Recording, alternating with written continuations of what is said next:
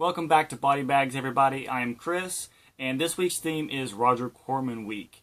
I'm not sure exactly if this movie's been reviewed yet for Body Bags. I didn't have a chance to actually look through it. I'm hoping it's not, but the movie I'm going to review this week is Twice Dead. This movie was put out a couple years ago on DVD here from Shout Factory as part of the Roger Corman Cult Classic Collections. I really wish that this movie would get released by Scream Factory. But I don't think they're going to actually re-release any of the Roger Corman section. I'm just going to let those be. But I would love to see these get released on Blu-ray as a double feature. That'd be really cool. But anyways, the movie itself, Twice Dead, is about this stage actor. And I think his name is Tyler Walker or Tyler Welker. And he basically... It doesn't explain why he's doing it. But he pretty much, at the very beginning of the movie, he's up in his attic and he has someone held hostage. And he kills himself. He hangs himself, and it's like a 3-story house or whatever. And he just kills himself, and from there it actually cuts to like years later down the road. And this family, this really nice family, moves into the house, and they have yet to see the house because the dad actually got transferred for business reasons, so they had to move there. And when they first arrive at the house, there's like this street gang. The street gang has taken over the house and pretty much declared it theirs.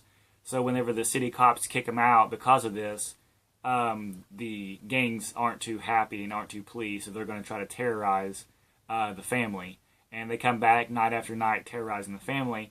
But not known to them, the actual house is now being haunted by the so-called stage actor from the beginning of it, where that hung himself. And even though everything makes it look like the biker gang is doing it at first, it is actually the ghost of that guy. And the family doesn't really understand what's going on at first. The daughter and the son are pretty much there by themselves most of the time.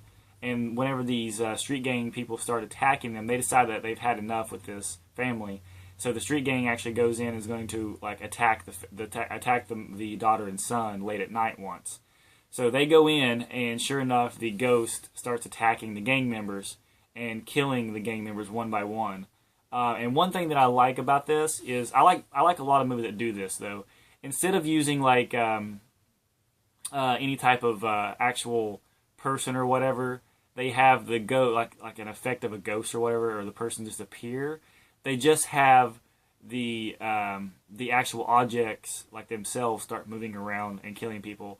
So if the person is using a gun or whatever, then the ghost will grab the gun and make the person turn the gun backwards to kill himself with it without using anybody else. And I always like that about whenever they have ghost movies that make that, when they just make objects move by themselves. I've always found it to be really fun to watch, just entertaining, even if it is a little cheesy. But sure enough, each of the gang members kill off the ghost kills off each one of the gang members one by one until the daughter and the son kind of realize what's going on, that there is a ghost in the house, and basically they make their way up to the attic for the final. It's basically they're trying to get the girl to go up in the attic and kind of redo what happened in the past when the guy killed himself in the attic. It's a very strange idea behind it, but about why he's killing someone. But I'm not sure if it's fully explained. But that's what I got from it. Is basically he killed himself at the beginning of the movie, and he wanted to redo the same way he did it in the past to set him free. I don't know. It was kind of odd. But anyways, I really like this movie, and I've always had fun watching this movie from the first time I saw it as a kid to now. And it's just a lot of fun to watch. And it's actually just a really entertaining movie that nobody really talks about. I hardly ever hear anybody talk about Twice Dead. And one thing I will mention in this movie that I absolutely loved is there is a song that plays at the end of credits called Twice Dead. And it's a rock song. And I love it. It was made just for this movie. And I really, really love that song. And it's not on YouTube anywhere. I can't find it online anywhere. It's only available on the movie itself. And I wish I could get a copy of it. I want that song so bad. But if you get a chance to listen to the song, listen to it. But if you get a chance to watch the movie, definitely watch it. The movie itself was actually directed by Burt Dragon. I've never actually heard of him. But the movie was produced by Roger Corman and it's just a really good movie. And this right here with the evil is a good double feature. But I hope I explained the movie enough to you.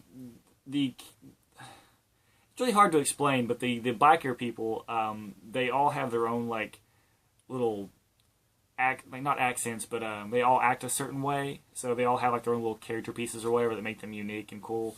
So whenever somebody dies, they always kind of die in the way that they deserve to die based on like what their character is, which is really cool. And there's like one of the guys is he's like the main biker guy, and he gets ran over with a motorcycle multiple times in the house, and the motorcycle drives itself, and it's just really cool. It's a really cool sequence, and I really like that shot is when that happens. So if you guys get a chance, check out Twice Dead, part of Roger Corman collection, and join me back next week for a review. I hope next week's review is a lot better than this, because I had a really hard time talking about this for some reason. I don't know why. Thanks, guys. See ya.